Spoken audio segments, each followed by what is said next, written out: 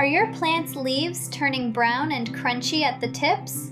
If you see those crispy edges and immediately reach for the watering can, you might actually be making the problem worse. In the next 3 minutes, I'll show you how to tell if your plant is truly thirsty or if the air is just too dry, plus the one first aid mistake almost everyone makes when trying to fix it. Before you treat the problem, you need the right diagnosis. Take a close look at the damaged leaf.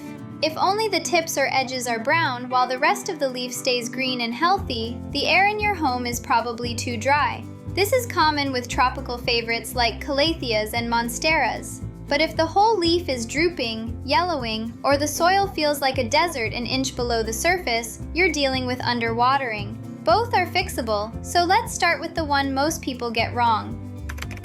If humidity is the issue, put down the spray bottle. Misting feels helpful, but the moisture only lasts a few minutes and can actually cause fungal problems. Instead, use the Pebble Tray Method. Fill a shallow tray with pebbles and water, then place the pot on top. Just make sure the bottom of the pot isn't sitting directly in the water. And here's something that surprises most plant owners. You might already have the solution sitting right next to your plant. Group your plants together. Plants naturally release moisture through their leaves, so a cluster of plants creates its own tiny humid environment. Think of it as a plant support group.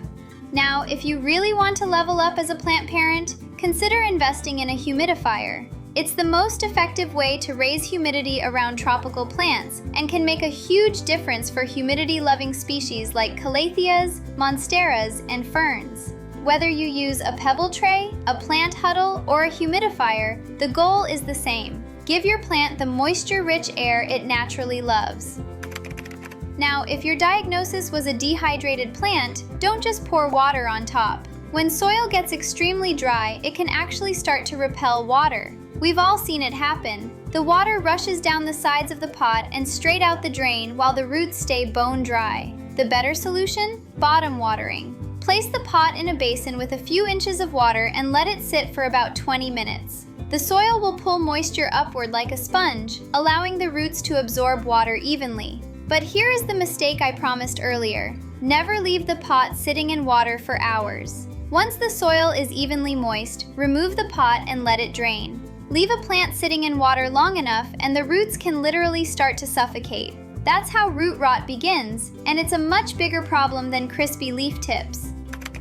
There's one last thing most people do wrong. When trimming brown tips, don't cut all the brown away. Yes, you can trim the damaged areas, but only for appearance. Use sterilized scissors and leave a tiny sliver of brown behind. That way, you're not cutting into healthy tissue and creating unnecessary stress for the leaf.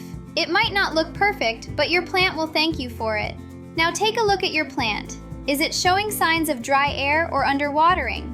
Drop your plant's name in the comments and tell me whether you think it's dry air or thirst. I'll let you know if your diagnosis is correct. And if you enjoyed this plant doctor session, hit the like button and subscribe because next time we're tackling one of the fastest ways people accidentally kill healthy houseplants. I'll see you in the next video.